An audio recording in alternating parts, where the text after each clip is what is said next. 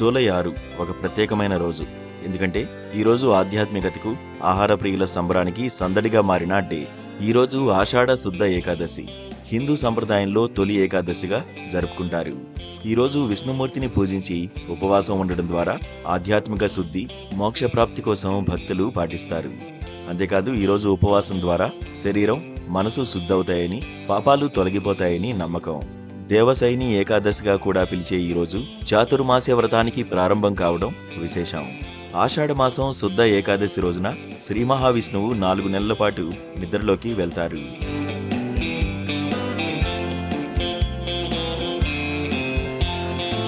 భక్తులు ఉదయం స్నానం చేసి విష్ణువును పూజించి ధాన్యాలు, ఉప్పులేని సాత్విక ఆహారం తీసుకుంటారు. అయితే ఈరోజు మరో ఆసక్తికరమైన డే కూడా ఉంది. అదే వరల్డ్ బిర్యానీ డే. రుచికి రాజు, రాజులకు రుచికరమైన వంటకం బిర్యానీ. ఇది కేవలం వంటకం కాదు, ఓ భావోద్వేగం, ఓ సంస్కృతి, ఓ రుచుల పండుగ. ప్రతి సంవత్సరం జూలై నెలలోని మొదటి ఆదివారం ఈ వేడుక జరుపుతూ వస్తున్నారు. ఈరోజు రెస్టారెంట్లు, ఆన్లైన్ ఫుడ్ డెలివరీ యాప్లు ప్రత్యేక బిర్యానీ ఆఫర్లతో సందడి చేస్తున్నాయి.